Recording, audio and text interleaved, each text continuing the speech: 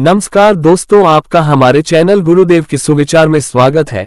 यहाँ हम गायत्री परिवार के प्रचारक और मानव कल्याण में अपना सर्वस्व न्योछावर करने वाले एक ऐसे महापुरुष जिनका नाम पंडित श्री राम शर्मा आचार्य जी है, उनकी पुस्तकों को प्रकाशित करने की एक छोटी सी कोशिश कर रहे हैं, जिन्होंने अपने जीवन काल में 3200 से भी अधिक किताबें लिख डाली और कई वेद पुराणों का सरल भाषा में भाष्य किया, केवल मानव कल्याण के लिए, जिससे हमारा जीवन में मार्गदर्शन मिले और हम अपने जीवन को सफल बना सकें। इन्होंने अपनी तपश्चर्या से गायत्री मंत्र को शाप मुक्त किया ताकि हर व्यक्ति गायत्री मंत्र का लाभ उठावे। इसके लिए इन्होंने 24 लाख मंत्रों का जाप तथा 24 महापुष्य किए एवं 24 वर्ष तक कठोर साधना की, जिसमें वे केवल छाछ पीकर और बाजरे की रोटी दिनचर्या में लेते थे, वो भी केवल एक बार। अतः आपसे निवेदन है कि आप हमारे चैनल पर आए और उनके विचारों से जुड़े और उनकी तपश्चर्या का लाभ उठावें। इसलिए आपसे अनुरोध है कि उनके विचारों को जन जन तक पहुंचाने में हमारा सहयोग करें। जय गुरुदेव। दूसरा अध्याय, नायमात्मा प्रवचनेन लभ्यो न मेध्य न बहु न श्रुतिन। शास्त्र कहता है कि यह आत्मा प्रवचन, बुद्धि या बहुत सुनने से प्राप्त नहीं होती। प्रथम अध्याय को समझ लेने के बाद आपको इच्छा हुई होगी कि उस आत्मा का दर्शन करना चाहिए जिसे देख लेने के बाद और कुछ देखना बाकी नहीं रह जाता। यह इच्छा स्वाभाविक है। शरीर और आत्मा का गठबंधन कुछ ऐसा ही है, जिसमें जरा अधिक ध्यान से देखने पर वास्तविक झलक मिल जाती है। शरीर भौतिक स्थूल पदार्थों से बना हुआ है, किंतु आत्मा सूक्ष्म है। पानी में तेल डालने पर वह ऊपर ही उठ आता है। लकड़ी के टुकड़े को तालाब में कितना ही नीचा पटको, वह ऊपर को ही आने का प्रयत्न करेगा, क्योंकि तेल और लकड़ी के परमाणु पानी की अपेक्षा अधिक सूक्ष्म है। गर्मी ऊपर को उठती है, अग्नि लपटे ऊपर को ही उठेगी। पृथ्वी की आकर्षण शक्ति और वायु का दबाव उसे रोक नहीं सकता है। आत्मा शरीर की अपेक्षा सूक्ष्म है, इसलिए वह इसमें बंधी हुई होते हुए भी इसमें पूरी तरह घुल मिल जाने की अपेक्षा ऊपर उठने की कोशिश करती रहती है। लोग कहते हैं कि इंद्रियों के भोग हमें अपनी ओर खींचे रहते हैं, पर यह बात सत्य नहीं है। सत्य के दर्शन कर सकने के योग्य सुविधा और शिक्षा प्राप्त न होने पर झक मारकर अपनी आंतरिक प्यास को बुझाने के लिए मनुष्य विषय भोगों की कीचड़ पीता है। यदि उसे एक बार भी आत्मानंद का चस्का लग जाता तो दर दर पर क्यों धक्के खाता फिरता। हम जानते हैं कि इन पंक्तियों को पढ़ते समय आपका चित्त वैसी ही उत्सुकता और प्रसन्नता का अनुभव कर रहा है जैसी बहुत दिनों से बिछुड़ा हुआ परदेशी अपने घर कुटुंब के समाचार सुनने के लिए आतुर होता है। यह एक मजबूत प्रमाण है जिससे सिद्ध होता है कि मनुष्य की आंतरिक इच्छा आत्मस्वरूप देखने की बनी रहती है। शरीर में रहता हुआ भी वह उसमें घुल मिल नहीं सकता, वरन उचक उचक कर अपनी खोई हुई किसी चीज को तलाश करता है। बस वह स्थान जहां भटकता है यही है। उसे यह याद नहीं आती कि मैं क्या चीज ढूंढ रहा हूँ, मेरा कुछ खो गया है, इसका अनुभव करता है। खोई हुई वस्तु के अभाव में दुख पाता है, किंतु माया जाल के पर्दे से छिपी हुई चीज को नहीं जान पाता। चित्त बड़ा चंचल है, घड़ी भर भी एक जगह नहीं ठहरता। इसकी सब लोग शिकायत करते हैं, परंतु कारण नहीं जानते कि मन इतना चंचल क्यों हो रहा है। वह अपनी खोई हुई वस्तु के लिए हाहाकार मचा रहा है। कस्तूरी मृग कोई अद्भुत गंध पाता है और उसके पास पहुंचने के लिए दिन रात चारों ओर दौड़ता रहता है। क्षण भर भी उसे विश्राम नहीं मिलता। यही हाल मन का है। यदि वह समझ जाए कि कस्तूरी मेरी नाभि में रखी हुई है, तो वह कितना आनंद प्राप्त कर सके और सारी चंचलता भूल जाए। आत्मदर्शन का मतलब अपनी सत्ता, शक्ति और साधनों का ठीक ठीक स्वरूप अपने मानस पटल पर इतनी गहराई के साथ अंकित कर लेना है कि वह दिन भर जीवन में कभी भी भुलाया न जा सके। तोता रटंत विद्या में आप बहुत प्रवीण हो सकते हो। इस पुस्तक में जितना कुछ लिखा है उससे 10 गुना ज्ञान आप सुना सकते हो, बड़े बड़े तर्क उपस्थित कर सकते हो, शास्त्रीय बारीकियां निकाल सकते हो, परंतु ये बातें आत्म मंदिर के फाटक तक ही जाती हैं, इससे आगे इनकी गति नहीं है। रट्टू तोता पंडित नहीं बन सकता। शास्त्र ने स्पष्ट कर दिया कि यह आत्मा उपदेश, बुद्धि या बहुत सुनने से प्राप्त नहीं हो सकता। अब तक आप इतना सुन चुके हो जितना अधिकारी भेद के कारण आम लोगों को भ्रम मंडल देता है। आज हम तुम्हारे साथ कोई बहस करने उपस्थित नहीं हुए हैं। यदि तुम्हें यह विषय रुचिकर हो और आत्मदर्शन की लालसा हो तो हमारे साथ चले आओ, अन्यथा अपना मूल्यवान समय नष्ट मत करो। आत्मदर्शन की सीढ़ियों पर चढ़ने से पहले सर्वप्रथम समतल भूमि पर पहुंचना होगा। जहां आज आप भटक रहे हो वहां से लौट आओ और उस भूमि पर स्थित हो जाओ जिसे प्रवेश द्वार कहते हैं। मान लो कि आपने अपने अन्य सब ज्ञानों को भुला दिया है और नए सिरे से किसी पाठशाला में भर्ती होकर क ख ग सीख रहे हो। इसमें अपमान मत समझो। आपका अब तक का ज्ञान झूठा नहीं है। आप उर्दू खूब पढ़े हो और यदि हिंदी द्वारा भी लाभ प्राप्त करना चाहो तो एकदम उसका दर्शन शास्त्र नहीं पढ़ने लगोगे, वरन वर्णमाला ही से आरंभ करोगे। हम अपने आदरणीय और ज्ञानी जिज्ञासुओं की पीठ थपथपाते हुए 2 कदम पीछे लौटने को कहते हैं, क्योंकि ऐसा करने से वे प्रथम सीढ़ी पर पांव रख सकेंगे और आसानी एवं तीव्र गति से ऊपर चढ़ेंगे। आपको विचार करना चाहिए कि जब मैं कहता हूं तब मैं का क्या अभिप्राय होता है। पशु पक्षी तथा अन्य अविकसित प्राणियों में यह मैं की भावना नहीं होती। भौतिक सुख दुख का तो वे अनुभव करते हैं, किंतु अपने बारे में कुछ अधिक नहीं सोच सकते। गधा नहीं जानता कि मुझ पर किस कारण बोझ लादा जाता है। लादने वाले के साथ मेरा क्या संबंध है, मैं किस प्रकार का अन्याय का शिकार बनाया जा रहा हूँ। वह अधिक बोझ लद जाने पर कष्ट का और हरी घास मिल जाने पर शांति का अनुभव करता है, पर हमारी तरह सोच नहीं सकता। इन जीवों में शरीर ही आत्मस्वरूप है। क्रमशः अपना विकास करते करते मनुष्य आगे बढ़ाया है।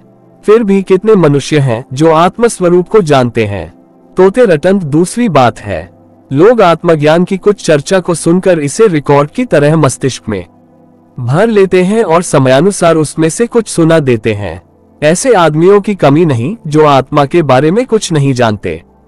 इनमें सोचने विचारने की शक्ति जग गई है। उनका संसार आहार, निद्रा, भय, मैथुन, क्रोध, लोभ, मोह आदि तक ही सीमित होता है। इन्हीं समस्याओं को सोचने, समझने और हल करने लायक योग्यता उन्होंने प्राप्त की होती है। मूढ़ मनुष्य भद्दे भोगों से तृप्त हो जाते हैं तो बुद्धिमान कहलाने वाले उनमें सुंदरता लाने की कोशिश करते हैं।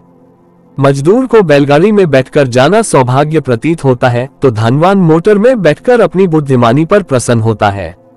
बात एक ही है। बुद्धि का जो विकास हुआ है वह भोग सामग्री को उन्नत और आकर्षक बनाने में हुआ है। समाज के अधिकांश सभ्य नागरिकों के लिए वास्तव में शरीर ही आत्मस्वरूप है। धार्मिक रूढ़ियों का पालन मन संतोष के लिए वे करते रहते हैं, पर उससे आत्मज्ञान का कोई संबंध नहीं। लड़की के विवाह में दहेज देना पुण्य कर्म समझा जाता है, पर ऐसे पुण्य कर्मों से ही कौन मनुष्य अपने उद्देश्य तक पहुंच सका है। यज्ञ, तप, ज्ञान, सांसारिक धर्म में लोक जीवन और समाज व्यवस्था के लिए इन्हें करते रहना धर्म है, पर इससे आत्मा की प्राप्ति नहीं हो सकती। आत्मा इतनी सूक्ष्म है कि रुपया, पैसा, पूजा पत्री, दान, मान आदि बाहरी वस्तुएं उस तक नहीं पहुंच सकती, फिर इनके द्वारा उसकी प्राप्ति कैसे हो सकती है। आत्मा के पास तक पहुंचने के साधन जो हमारे पास मौजूद हैं, वह चित्त, अंतःकरण, मन, बुद्धि आदि ही हैं। आत्मदर्शन की साधना इन्हीं के द्वारा हो सकती है। शरीर में सर्वत्र आत्मा व्याप्त है। कोई विशेष स्थान के लिए नियुक्त नहीं है जिस पर किसी साधन विशेष का उपयोग किया जाए। जिस प्रकार आत्मा की आराधना करने में मन, बुद्धि आदि ही समर्थ हो सकते हैं, उसी प्रकार उनके स्थान और स्वरूप का दर्शन मानस लोक में प्रवेश है। उसमें इसी बाहरी दुनिया की ही अधिकांश छाया है। अभी हम कलकत्ते का विचार कर रहे हैं, अभी हिमालय पहाड़ की सैर करने लगे। अभी जिनका विचार किया था वो स्थूल कलकत्ता और हिमालय नहीं थे, वरन मानस लोक में स्थित उनकी छाया थी। ये छाया असत्य नहीं होती। पदार्थों का सच्चा अस्तित्व हुए बिना कोई कल्पना नहीं हो सकती। इस मानस लोक को भ्रम नहीं समझना चाहिए। यही वह सूक्ष्म चेतना है जिसकी सहायता से दुनिया के सारे काम चल रहे हैं। एक दुकानदार जिस प्रदेश से माल खरीदने जाना है, वह पहले उस प्रदेश की यात्रा मानस लोक में करता है और मार्ग में कठिनाइयों को देख लेता है, तदनुसार उन्हें दूर करने का प्रबंध करता है। उच्च आध्यात्मिक चेतनाएं मानस लोक से आती हैं। किसी के मन में क्या भाव उपज रहे हैं, कौन हमारे प्रति क्या सोचता है, कौन संबंधी कैसी दशा में है, आदि बातों को मानस लोक में प्रवेश करके हम 80% ठीक ठीक जान लेते हैं। ये तो साधारण लोगों के काम काज की मोटी मोटी बातें हुई। लोग भविष्य को जान लेते हैं, भूतकाल का हाल बताते हैं, परोक्ष ज्ञान रखते हैं। सब ईश्वरीय चेतनाएं मानस लोक से आती हैं। किसी के मन में क्या भाव उपज रहे हैं, कौन हमारे प्रति क्या सोचता है, कौन संबंधी कैसी दशा में है, आदि बातों को मानस लोक में प्रवेश करके हम 80% ठीक ठीक जान लेते हैं। ये तो साधारण लोगों के काम काज की मोटी मोटी बातें हुई। लोग भविष्य को जान लेते हैं, भूतकाल का हाल बताते हैं, परोक्ष ज्ञान रखते हैं। सब ईश्वरीय चेतनाएं मानस लोक से आती हैं। उन्हें ग्रहण करके जीव द्वारा प्रकट कर दिया जाता है। यदि यह मानसिक इंद्रियां न हुई होती तो मनुष्य बिल्कुल वैसा ही चलता फिरता पुतला हुआ होता जैसे यांत्रिक मनुष्य विज्ञान की सहायता से यूरोप और अमेरिका में बनाए गए हैं। 10 सेर मिट्टी और 20 सेर पानी के बने हुए इस पुतले की आत्मा और सूक्ष्म जगत से संबंध जोड़ने वाली चेतना यह मानस लोक ही समझनी चाहिए। अब हमारा प्रयत्न होगा कि आप मानसिक लोक में प्रवेश कर चलो और वहां बुद्धि के दिव्य चक्षुओं द्वारा आत्मा का दर्शन और अनुभव करो। यही एक मार्ग दुनिया के संपूर्ण साधकों का है। तत्वदर्शन मानस लोक में प्रवेश करके बुद्धि की सहायता द्वारा ही तक नहीं ढूंढ पाया है। प्रत्याहार, धारणा, ध्यान और समाधि ही योग की उच्च सीढ़ियां हैं। आध्यात्मिक साधक योगी यम, नियम, आसन, प्राणायाम अनेक प्रकार की क्रियाएं करते हैं। हठ योगी नेति, धोती, बस्ती, बजरोली आदि करते हैं। अन्य मतावलंबियों की साधनाएं अन्य प्रकार की हैं। ये सब शारीरिक कठिनाइयों को दूर करने के लिए हैं। शरीर को स्वस्थ रखना इसलिए जरूरी समझा जाता है कि मानसिक अभ्यासों में गड़बड़ी न हो। हम अपने साधकों को स्वस्थ शरीर रखने का उपदेश करते हैं। आज की परिस्थितियों में उन उग्र शारीरिक व्यायामों की नकल करने में हमें कोई विशेष लाभ प्रतीत नहीं होता। धुएं से भरे हुए शहरी वायुमंडल में रहने वाले व्यक्ति को उग्र प्राणायाम करने की शिक्षा देना उसके साथ अन्याय करना है। फल और मेवे खाकर पर्वत प्रदेशीय नदियों का अमृत जल पीने वाले और इंद्रिय भोगों से दूर रहने वाले स्वस्थ साधक हठयोग के जिन कठोर व्यायामों को करते हैं उनकी नकल करने के लिए यदि आपसे कहें तो हम एक प्रकार का पाप करेंगे और बिना वास्तविकता को जाने उन शारीरिक तपों में उलझने वाले साधक उस मेकी का उदाहरण बनेंगे जो घोड़ों को नाल ठुकवाते देखकर आपे से बाहर हो गई थी और अपने पैरों में भी वैसी ही कील ठुकवाकर मर गई थी। स्वस्थ रहने के साधारण नियमों को सब लोग जानते हैं, उन्हें ही कठोरता पूर्वक पालन करना चाहिए। यदि कोई रोगी हो तो किसी कुशल चिकित्सक से इलाज कराना चाहिए। इस संबंध में एक स्वतंत्र पुस्तक प्रकाशित करेंगे, पर इस साधन के लिए किसी ऐसी शारीरिक योग्यता की आवश्यकता नहीं है जिसका साधन चिरकाल में पूरा हो सकता हो। स्वस्थ रहो, प्रसन्न रहो, बस इतना ही काफी है। अच्छा चलो अब साधना की ओर चलें। किसी एकांत स्थान की तलाश करो जहां किसी प्रकार के भय या आकर्षण की वस्तुएं न हो, वह स्थान उत्तम है। यद्यपि पूर्ण एकांत के आदर्श स्थान सदैव प्राप्त नहीं होते, तथापि जहां तक हो सके निर्जन और कोलाहल से रहित स्थान तलाश करना चाहिए। इस कार्य के लिए नित नए स्थान बदलने की अपेक्षा एक जगह नियत कर लेना अच्छा है। वन, पर्वत, नदी तट आदि की सुविधा न हो तो एक छोटा सा स्वच्छ कमरा इसके लिए चुन लो जहां आपका मन जुट जावे। इस तरह मत बैठो जिससे नाड़ियों पर तनाव पड़े। अकड़ कर, छाती या गर्दन फुलाकर, हाथों को मरोड़कर या पांवों को ऐंठकर एक दूसरे के ऊपर चढ़ाते हुए बैठने के लिए हम नहीं कहेंगे, क्योंकि इन अवस्थाओं में शरीर को कष्ट होगा और वह अपनी पीड़ा की पुकार बार बार मन तक पहुंचाकर उसे उच्चटने के लिए विवश करेगा। शरीर को बिल्कुल शिथिल कर देना चाहिए जिससे समस्त मांसपेशियां ढीली हो जावे और देह का प्रत्येक कण शिथिलता, शांति और विश्राम का अनुभव करे। इस प्रकार बैठने के लिए आराम कुर्सी बहुत अच्छी चीज है। चारपाई पर लेट जाने से भी काम चल जाता है, पर सिर को कुछ ऊंचा रखना जरूरी है। मसंद, कपड़ों की गठरी या दीवार का सहारा लेकर भी बैठा जा सकता है। बैठने का कोई भी तरीका क्यों ना हो, उसमें यही बात ध्यान रखने की है कि शरीर रुई की गठरी जैसा ढीला पड़ जावे, उसे अपनी सांस संभाल में जरा सा भी प्रयत्न न करना पड़े। उस दशा में यदि समाधि चेतना आने लगे तब शरीर के इधर उधर लुढ़क पड़ने का भय न रहे। इस प्रकार बैठकर कुछ शरीर को विश्राम और मन को शांति का अनुभव करने दो। प्रारंभिक समय में यह अभ्यास विशेष प्रयत्न के साथ करना पड़ता है। पीछे अभ्यास बढ़ जाने पर साधक जब चाहे तब शांति का अनुभव कर लेता है, चाहे वह कहीं भी और कैसी भी दशा में क्यों न हो। सावधान रहिए, ये दशा तुमने स्वप्न देखने या कल्पना जगत में चाहे जहां और जाने के लिए पैदा नहीं की है, और न इसलिए कि इंद्रिय विकार इस एकांत वन में कबड्डी खेलने लगे। ध्यान रखिए, अपनी इस ध्यानावस्था को भी काबू में रखना और इच्छानुवर्ती बनाना है। यह अवस्था इच्छा पूर्वक किसी निश्चित कार्य पर लगाने के लिए पैदा की गई है। आगे चलकर यह ध्यानावस्था चेतना का एक अंग बन जाती है और फिर सदैव स्वयं में बनी रहती है। तब उसे ध्यान द्वारा उत्पन्न नहीं करना पड़ता, वरन भय, दुख, क्लेश, आशंका, चिंता आदि के समय में बिना यत्न के ही वह जाग पड़ती है और साधक अनायास ही उन दुख क्लेशों से बच जाता है। हाँ, तो उपर्युक्त ध्यानावस्था में होकर अपने संपूर्ण विचारों को मैं के ऊपर इकट्ठा करो। किसी बाहरी वस्तु या किसी आदमी के संबंध में बिल्कुल विचार मत करो। भावना करनी चाहिए कि मेरी आत्मा यथार्थ में एक स्वतंत्र पदार्थ है। वह अनंत बल वाला, अविनाशी, अखंड है। वह एक सूर्य है जिसके इर्द गिर्द हमारा संसार बराबर घूम रहा है, जैसे सूर्य के चारों ओर नक्षत्र आदि घूमते हैं। अपने को केंद्र मानना चाहिए, सूर्य जैसा प्रकाशवान। इस भावना को बराबर लगातार अपने मानस लोक में प्रयत्न की कल्पना और रचना शक्ति के सहारे मानस लोक के आकाश में अपनी आत्मा को सूर्य रूप मानते हुए केंद्र की तरह स्थित हो जाओ और आत्मा से अतिरिक्त अन्य सब चीजों को नक्षत्र तुल्य घूमती हुई देखो। वे मुझसे बंधी हुई हैं, मैं उनसे बंधा नहीं हूँ। अपनी शक्ति से मैं उनका संचालन कर रहा हूँ। फिर भी वे वस्तुएं मेरी या मैं नहीं हूँ। लगातार परिश्रम के बाद कुछ दिनों में ये चेतना दृढ़ हो जाएगी। वह भावना झूठी या काल्पनिक नहीं है। विश्व का हर एक जड़ चेतन परमाणु बराबर घूम रहा है। सूर्य के आसपास पृथ्वी आदि ग्रह घूमते हैं और समस्त मंडल एक अदृश्य चेतना की परिक्रमा करता रहता है। हृदयगत चेतना के कारण रक्त हमारे शरीर की परिक्रमा करता रहता है। शब्द, शक्ति, विचार या अन्य प्रकार के भौतिक परमाणुओं का धर्म परिक्रमा करते हुए आगे बढ़ना है। हमारे आसपास की प्रकृति का ये स्वाभाविक धर्म अपना काम कर रहा है। हमसे भी जिन परमाणुओं का काम पड़ेगा वह स्वभावतः हमारी परिक्रमा करेंगे, क्योंकि हम चेतना के केंद्र हैं। नव्य बिल्कुल स्वाभाविक चेतना को भली भांति हृदयगम कर लेने से आपको अपने अंदर एक विचित्र परिवर्तन मालूम पड़ेगा।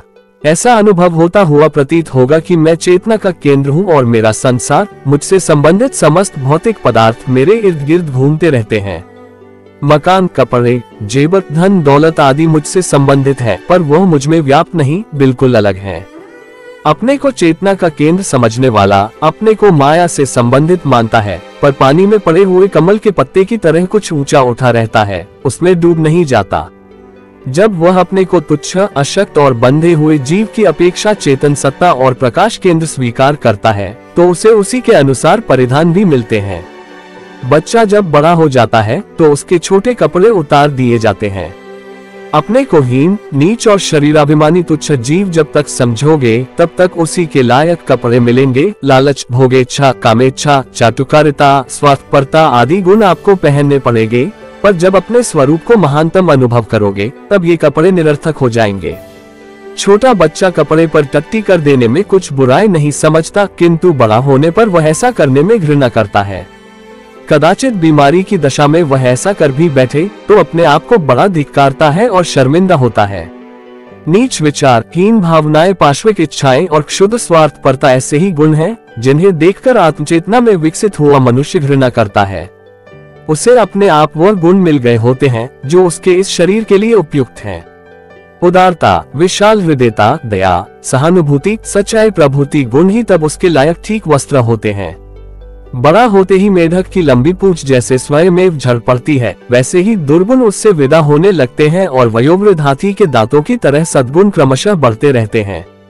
अपने को प्रकाश केंद्र अनुभव करने के लिए तर्कों से काम न चल सकेगा, क्योंकि हमारी तर्क बहुत ही लंगड़ी और अंधी है। तर्कों के सहारे यह नहीं सिद्ध हो सकता कि वास्तव में वही हमारा पिता है, जिससे पिताजी कहकर योगाभ्यास के दैवीय अनुष्ठान में इसे संबोधित करते हैं। इसलिए अपाहिज तर्क का बहिष्कार करना पड़ता है और धारणा, ध्यान एवं समाधि को अपनाना पड़ता है। आत्मस्वरूप के अनुभव में ये तर्क वितर्क बाधक न बने, इसलिए कुछ देर के लिए विदा कर दो। विश्वास रखो, इन पंक्तियों का लेखक आपको भ्रम में फंसाने या कोई गलत हानिकारक साधन बताने नहीं जा रहा है। उसका निश्चित विश्वास है और वह शब्दपूर्वक आपसे कहता है कि मेरे ऊपर विश्वास रखने वाले साधक, ये ठीक रास्ता है, मेरा देखा हुआ है। आओ, पीछे पीछे चले आओ, आपको कहीं धकेला नहीं जाएगा, वरन एक ठीक स्थान पर पहुंचा दिया जाएगा। साधन की विधि में बार बार ध्यानावस्थित होकर मानस लोक में प्रवेश करो। अपने को सूर्य समान प्रकाशवान सत्ता के रूप में देखो और अपना संसार अपने आसपास घूमता हुआ अनुभव करो। इस अभ्यास को लगातार जारी रखो और इसे हृदय पट पर गहरा अंकित कर लो तथा इस श्रेणी पर पहुंच जाओ कि जब आप कहे कि मैं तब उसके साथ ही चित्त में चेतना, विचार शक्ति और प्रतिभा सहित केंद्र स्वरूप चित्र भी जाग उठे। संसार पर जब दृष्टि डालो तो वह आत्मा सूर्य की परिक्रमा करता नजर आए। उपर्युक्त आत्मस्वरूप दर्शन के साधन में शीघ्रता होने के लिए आपको हम एक और विधि बताते हैं। ध्यान की दशा में होकर अपने ही नाम को बार बार धीरे धीरे गंभीरता और इच्छा पूर्वक जपते जाओ। इस अभ्यास से मन आत्मस्वरूप पर एकाग्र होने लगता है। लॉर्ड टेनिसन ने अपनी आत्मशक्ति को इसी उपाय से जगाया था। वे लिखते हैं, इसी उपाय से हमने कुछ आत्मज्ञान प्राप्त किया है, अपनी वास्तविकता और अमरता को जाना है एवं थानी चेतना के मलोत का अनुभव कर लिया है। कुछ जिज्ञासु आत्मस्वरूप का ध्यान करते समय मैं को शरीर के साथ जोड़कर गलत धारणा कर लेते हैं और साधना करने में गड़बड़ा जाते हैं। इस विघ्न को दूर कर देना आवश्यक है, अन्यथा इस पंचभूत शरीर को आत्मा समझ बैठने पर तो एक अत्यंत नीच कोटि का थोड़ा सा फल प्राप्त हो सकेगा। इस विघ्न को दूर करने के लिए ध्यानावस्थित होकर ऐसी भावना करो कि मैं शरीर से पृथक हूँ। उसका उपयोग वस्त्र या औजार की तरह करता हूँ। शरीर को वैसा ही समझने की कोशिश करो जैसा पहनने के कपड़े को समझते हो। अनुभव करो कि शरीर को त्याग कर भी आपका मैं बना रह सकता है। शरीर को त्याग कर और ऊंचे स्थान से उसे देखने की कल्पना करो। शरीर को एक पोले घोंसले के रूप में देखो जिसमें से आसानी के साथ आप बाहर निकल सकते हो।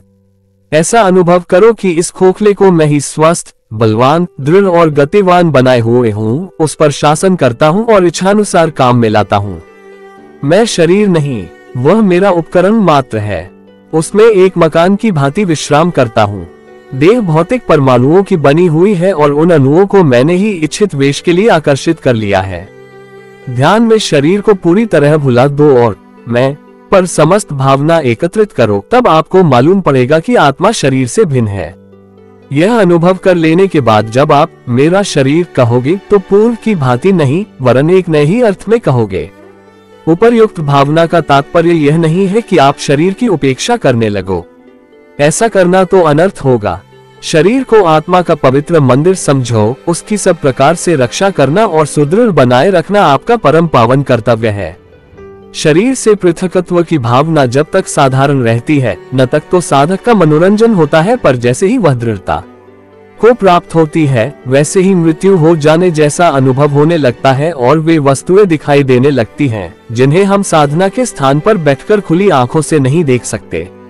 सूक्ष्म जगत की कुछ धुंधली झांकी उस समय होती है और कई परोक्ष बातें एवं दैवी दृश्य दिखाई देने लगते हैं। इस स्थिति में नए साधक डर जाते हैं। उन्हें समझना चाहिए कि इसमें डरने की कोई बात नहीं है, केवल साधन में कुछ शीघ्रता हो गई है और पूर्व संस्कारों के कारण इस चेतना में जरा सा झटका लगते ही वह अचानक जाग पड़ी है। इस श्रेणी तक पहुंचने में जब क्रमशः और धीरे धीरे अभ्यास होता है तो कुछ आश्चर्य नहीं होता। साधना की उच्च श्रेणी पर पहुंचकर अभ्यासी को वह योग्यता प्राप्त हो जाती है कि सचमुच शरीर के दायरे से ऊपर उठ जाए और उन वस्तुओं को देखने लगे जो इस शरीर में रहते हुए नहीं देखी जा सकती थी। उस दशा में अभ्यासी शरीर से संबंध तोड़ नहीं देता।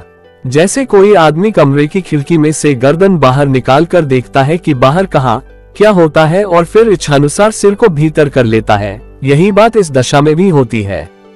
नए दीक्षितों को हम अभी यह अनुभव जगाने की सम्मति नहीं देते। ऐसा करना क्रम का उल्लंघन करना होगा। समयानुसार हम परोक्ष दर्शन की भी शिक्षा देंगे। इस समय तो इसका थोड़ा सा उल्लेख इसलिए करना पड़ा कि कदाचित किसी को स्वयं में वैसी चेतना आने लगे तो उसे घबराना या डरना न चाहिए। जीव के अमर होने के सिद्धांत को अधिकांश लोग विश्वास के आधार पर स्वीकार कर लेते हैं। उन्हें ये जानना चाहिए कि यह बात कपोल कल्पित नहीं है वरन स्वयं जीव द्वारा अनुभव में आकर सिद्ध हो सकती है। आप ध्यानावस्थित होकर ऐसी कल्पना करो कि हम मर गए। कहने सुनने में यह बात साधारण सी मालूम पड़ती है। जो साधक पिछले पृष्ठों में दी हुई लंबी चौड़ी भावनाओं का अभ्यास करते हैं उनके लिए ये छोटी कल्पना कठिन प्रतीत न होनी चाहिए, पर जब आप इसे करने बैठोगे तो यही कहोगे कि यह नहीं हो सकती। ऐसी कल्पना करना असंभव है। आप शरीर के मर जाने की कल्पना कर सकते हो, पर साथ ही यह पता रहेगा कि आपका मैं नहीं मरा है वरन वह दूर खड़ा हुआ मृत शरीर को देख रहा है। इस प्रकार पता चलेगा कि किसी भी प्रकार अपने मैं के मर जाने की कल्पना नहीं कर सकते। विचार बुद्धि हट करती है कि आत्मा मर नहीं सकती। उसे जीव के अमृतत्व पर पूर्ण विश्वास है और चाहे जितना प्रयत्न किया जाए वह अपने अनुभव के त्याग के लिए उद्यत नहीं होगी। कोई आघात लगकर या क्लोरोफॉर्म सूंघकर बेहोश हो जाने पर भी मैं जागता रहता है। यदि ऐसा न होता तो उसे जागने पर यह ज्ञान कैसे होता कि मैं इतनी देर बेहोश पड़ा रहा हूँ। बेहोशी और निद्रा की कल्पना हो सकती है, पर जब मैं की मृत्यु का प्रश्न आता है तो चारों ओर अस्वीकृत की ही प्रतिध्वनि गूंजती है।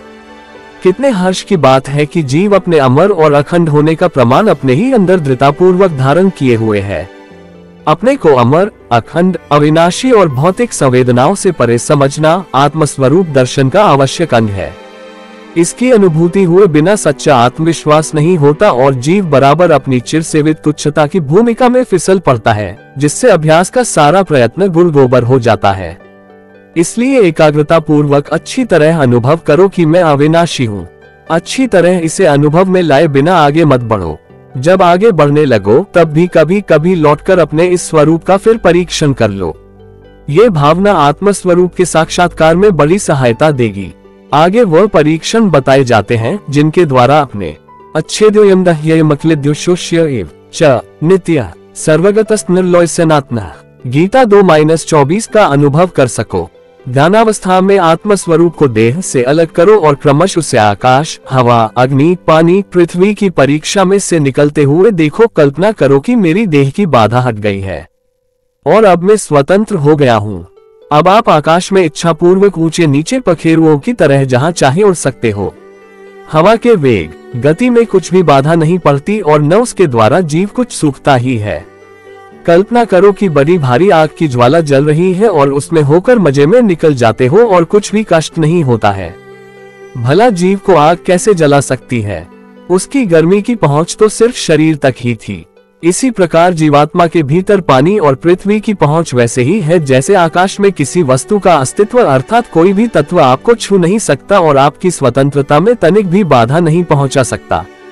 इस भावना से आत्मा का स्थान शरीर से ऊंचा ही नहीं होता बल्कि उसको प्रभावित करने वाले पंचतत्वों से भी ऊपर उठता है। जीव देखने लगता है कि मैं देह ही नहीं हूँ, वरन उसके निर्माता पंचतत्वों से भी ऊपर हूँ। नवीन शक्ति का संचार अपने अंदर होता हुआ प्रतीत होगा और ऐसा भी न होगा कि पुराने वस्त्रों की तरह भय का आवरण ऊपर से हटा दिया गया है। अब ऐसा विश्वास हो जाएगा कि जिन वस्तुओं से मैं अब तक डरा करता था वे मुझे कुछ भी हानि नहीं पहुंचा सकती। शरीर तक ही उनकी गति है। सो ज्ञान और इच्छा शक्ति द्वारा शरीर से भी इन भयों को दूर हटाया जा सकता है। बार बार समझ लो, प्राथमिक शिक्षा का बीज मंत्र मैं है। इसका पूरा अनुभव करने के बाद ही आध्यात्मिक उन्नति के पथ पर अग्रसर हो सकोगे। आपको अनुभव करना होगा कि मेरी सत्ता शरीर से भिन्न है। अपने को सूर्य के समान शक्ति का एक महान केंद्र देखना होगा जिसके इर्द गिर्द अपना संसार घूम रहा है। इससे नवीन शक्ति आवेगी जिसे तुम्हारे साथी प्रत्यक्ष अनुभव करेंगे। तुम स्वयं स्वीकार करोगे कि अब मैं सुदृढ़ हूँ और जीवन की आंधियां मुझे विचलित नहीं कर सकती। केवल इतना ही नहीं, इससे भी आगे अपनी उन्नति के आत्मिक विकास के साथ उस योग्यता को प्राप्त करता हुआ भी देखोगे जिसके द्वारा जीवन की आंधियों को शांत किया जाता है और उन पर शासन किया जाता है। योजक चिन्ह आत्मज्ञानी दुनिया के भारी कष्टों की दशा में भी हंसता रहेगा और अपनी भुजा उठाकर कष्टों से कहेगा, जाओ, चले जाओ, जिस अंधकार से तुम उत्पन्न हुए हो उसी में विलीन हो जाओ। धन्य है वह जिसने मैं के बीज मंत्र को सिद्ध कर लिया है। जिज्ञासुओं, प्रथम शिक्षा का अभ्यास करने के लिए अब हमसे अलग हो जाओ। अपनी मंद गति देखो तो उतावले मत हो। आगे चलने में यदि पांव पीछे फिसल पड़े तो निराश मत हो। आगे चलकर आपको दूना लाभ मिल जाएगा। सिद्धि और सफलता आपके लिए है, वह तो प्राप्त होनी ही है। बढ़ो, शांति के साथ थोड़ा प्रयत्न करो। इस पाठ के मंत्र मैं प्रतिभा और शक्ति का केंद्र हूँ, मैं विचार और शक्ति का केंद्र हूँ, मेरा संसार मेरे चारों ओर घूम रहा है, मैं शरीर से भिन्न हूँ, मैं अविनाशी हूँ, मेरा नाश नहीं हो सकता, मैं अखंड हूँ, मेरी क्षति नहीं हो सकती।